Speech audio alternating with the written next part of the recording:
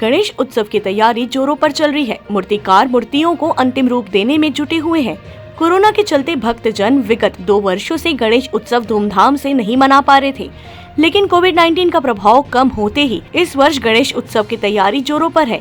मूर्तिकार भी विगत 2 महीने से मूर्ति बनाने में जुटे हुए हैं।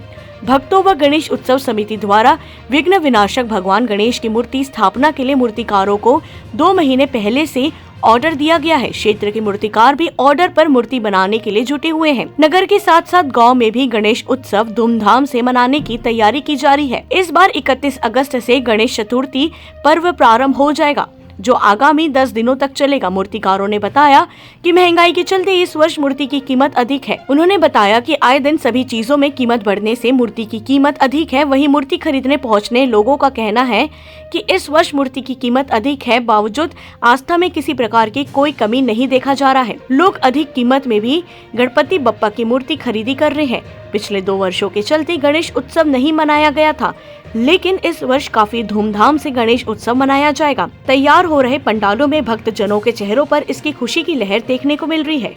सूरजपुर से विष्णु कसेरा की रिपोर्ट।